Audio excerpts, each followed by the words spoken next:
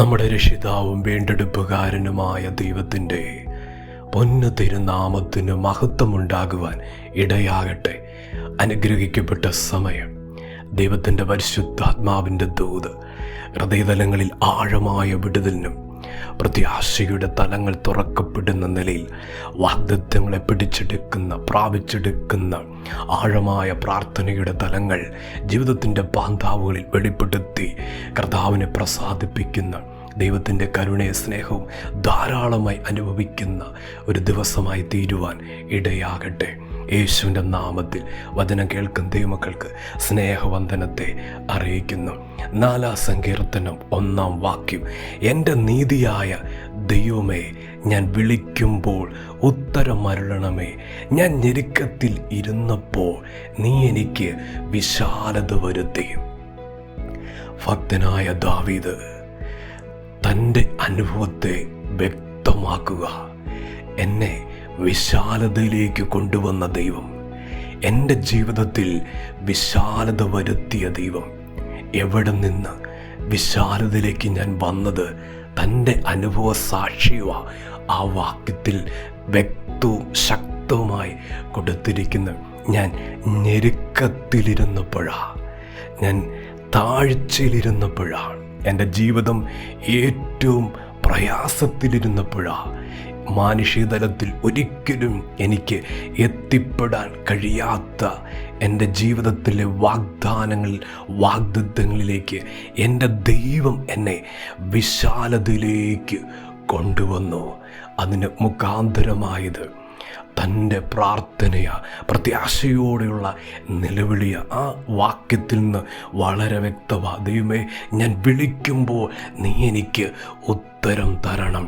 ദാവീദിൻ്റെ പ്രത്യാശയുടെ സമ്പൂർണമായ ഒരു തലം ആ വാക്യത്തിൽ അടങ്ങിയിരിക്കുകയാണ്. ഞാൻ വിളിക്കുമ്പോൾ നീ എനിക്ക് ഉത്തരം തരും, ഞാൻ വിളിക്കുമ്പോൾ നീ എനിക്ക് മറുപടി തരും.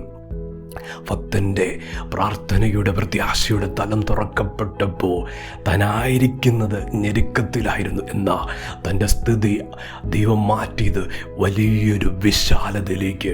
ഇന്ന് വചനം കേൾക്കുന്ന ദൈവത്തിൻ്റെ വൈതലേ, പരിശുദ്ധാത്മാവ് അതിശക്തമായി ദൂത് ഇടപെടുന്നു. ഇപ്പോൾ ഇരിക്കുന്ന ഏത് ഞെരുക്കത്തിൻ്റെ അവസ്ഥയാണെങ്കിലും പരിശുദ്ധാത്മാവിൻ്റെ ശബ്ദം ഇതാ, ഇനി ഇരിക്കാൻ പോകുന്നത് ഒരു വിശാലതയിലാണ്. ഇന്ന് ഞെരുക്കത്തിലാണ് ജീവിക്കുന്നെങ്കിൽ ദൈവം ആക്കി വയ്ക്കാൻ പോകുന്നത് ഇനി വിശാലതയിലാണ് ജീവിക്കുന്നത്.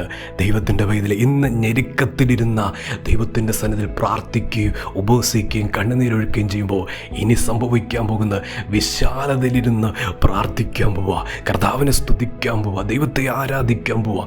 അങ്ങനെ ഒരു ജീവിത സ്ഥിതി സാഹചര്യങ്ങളിൽ മേൽ കർത്താവിൻ്റെ കരം ശക്തിയോടെ വെളിപ്പെട്ട് വരാൻ പോവുക. ഇസ്രായേൽ ജനം മിസ്രൈമിൻ്റെ അടിമ വീട്ടിൽ കഠിനവേല ചെയ്തുകൊണ്ടിരിക്കുന്ന കാലഘട്ടത്തിൽ ദൈവം അവരെക്കുറിച്ചുള്ള നിർണയങ്ങൾ അവരെ അറിയിച്ചു. ആ കഷ്ടതയിൽ അവർ കേട്ട ദൂത് പാലും തേനും ഒഴുകുന്ന കനാൽ ദേശത്തെക്കുറിച്ച്. എത്ര പേർക്കത് സന്തോഷമായി തീർന്നു എന്ന് നമുക്കറിയാൻ കഴിയുന്നില്ല. ദൈവത്തിൻ്റെ വചനം ദാവീദ് തന്നെ 51 സങ്കീർത്തനത്തിൽ പറയുന്നുണ്ട്, സന്തോഷവും ആനന്ദവും എന്നെ കേൾപ്പിക്കുമാറാക്കണമേ. ദൈവത്തിൻ്റെ ദൂതിലും ദൈവത്തിൻ്റെ ആലോചനയിലും സന്തോഷിക്കുന്നൊരു ദൈവം ഇതിൻ്റെ ജീവിതത്തിൽ വാഗ്ദത്തങ്ങൾ നിറവേറുക തന്നെ ചെയ്യും. സന്തോഷവും ആനന്ദവും എന്നെ കേൾപ്പിക്കണമെന്ന് ദാവീദ് ദൈവസന്നിധിയിൽ പ്രാർത്ഥിക്കുക.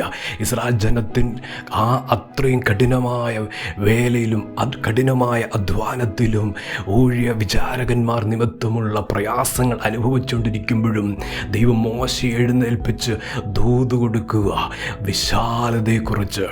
വിശാലതയുടെ വാഗ്ദത്തങ്ങളെക്കുറിച്ച് മനോഹാരിത ജീവിതത്തിൽ വെളിപ്പെടാൻ പോകുന്ന ദൈവിക ദൂത് സന്തോഷവും ആനന്ദവും കേൾപ്പിക്കുന്ന ദൈവത്തിൻ്റെ വൈതലേ, ഏത് ഞെരുക്കത്തിലും ഏത് കഷ്ടതയിലും ദൈവത്തിൻ്റെ സന്നിധിയിൽ പ്രാർത്ഥിക്കുന്ന, ദൈവത്തോട് യാചിക്കുന്ന ദൈവത്തിൻ്റെ ജീവിതത്തിൽ സന്തോഷവും ആനന്ദവും കേൾക്കുമാറാക്കുന്നൊരു ദൈവ.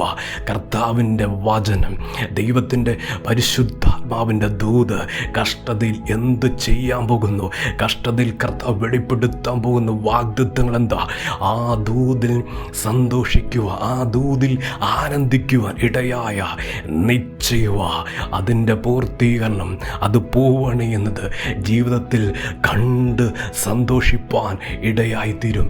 ഇന്ന് ദൈവത്തിൻ്റെ ദൂത് വിശാലതയുടെ സമയത്തിലേക്ക്, എൻ്റെ ജീവിതം വിശാലതയുടെ സമയത്തിലേക്ക് ദൈവം കൊണ്ടുവരാൻ പോകും. എൻ്റെ സാഹചര്യം നോക്കിയ, എൻ്റെ അവസ്ഥ നോക്കിയ, എൻ്റെ ജോലി നോക്കിയ ഒരിക്കലും എത്താൻ കഴിയത്തില്ല. പക്ഷേ എൻ്റെ മേൽ വാഗ്ദത്തമുണ്ട്, എൻ്റെ മേൽ ദൈവത്തിൻ്റെ ആലോചനയുണ്ട്.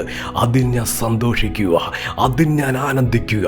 ഞാനായിരിക്കും തലങ്ങളിൽ ദൈവത്തിൻ്റെ ദൂതിലും ദൈവത്തിൻ്റെ വാഗ്ദത്ത ശബ്ദത്തിലും ഞാൻ സന്തോഷിക്കുക. എൻ്റെ കർത്താവ് എൻ്റെ സ്ഥിതി വിശാലതയെ കൊണ്ടുവരും. ആഴമായി വിശ്വസിക്കട്ടെ, ആഴമായി ദൂതേറ്റെടുക്കട്ടെ. അത്ഭുതം നടക്കാൻ പോകുന്നു, ദൈവപ്രവൃത്തി നടക്കാൻ പോകുന്നു. ഇന്ന് ഞെരുക്കത്തിലിരുന്ന് പ്രാർത്ഥിക്കും ദൈവത്തിൻ്റെ വൈതിലേ, വിശാലതയിലിരുന്ന് ദൈവത്തെ സ്തുതിക്കും, വിശാലതയിലിരുന്ന് ദൈവത്തെ മഹത്വപ്പെടുത്തും, വിശാലതയിലിരുന്ന് ദൈവത്തെ ആരാധിക്കും.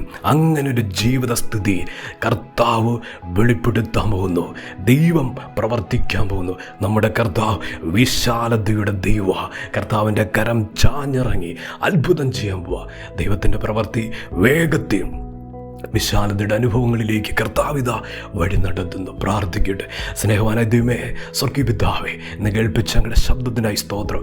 വചനം കേൾക്കുന്ന ദൈവമക്കളെ അങ്ങയുടെ കരങ്ങളിൽ ഏൽപ്പിച്ച് പ്രാർത്ഥിക്കുന്നു. അസാധാരണമായ വിടുതലുകൾ, അസാധാരണമായ ദൈവപ്രവർത്തികൾ യേശുവിൻ്റെ നാമത്തിൽ ഇപ്പോൾ വെളിപ്പെട്ടു വരട്ടെ. ദൈവശക്തി ശരീരങ്ങളിലേക്ക് ഇറങ്ങട്ടെ. തടസ്സങ്ങളെ മാറുന്ന, പ്രതിബന്ധങ്ങളെ മാറ്റുന്ന ദൈവത്തിൻ്റെ മഹത്വത്തിൻ്റെ ഭുജം ഇപ്പോൾ ഓരോ ജീവിതങ്ങളെയും കുടുംബങ്ങളെയും തൊടുവാൻ പ്രാർത്ഥിക്കുന്നു. രോഗശാന്തി വെളിപ്പെടട്ടെ, രോഗമേഖലയിൽ വിടുതലുകൾ നടക്കട്ടെ. യേശുവിൻ്റെ അധികാരമുള്ള നാമത്തിൽ അത്ഭുത സൗഖ്യമിറങ്ങുവാൻ പ്രാർത്ഥിക്കുക, വിടുതൽ കൽപ്പിക്കുവാൻ പ്രാർത്ഥിക്കുക. ദൈവജനത്തെ അനുഗ്രഹിക്കണം, ദൈവമക്കളെ അനുഗ്രഹിക്കണം, അനുഗ്രഹിച്ച് പ്രാർത്ഥിക്കുക. അനുഗ്രഹമായി തീരട്ടെ. കർത്താവ് അങ്ങനെ ചെയ്യുന്നതിനായി സ്തോത്രം. പ്രാർത്ഥന കേട്ടതിന് നന്ദി. യേശുവിൻ്റെ നാമത്തിൽ തന്നെ ആമേൻ.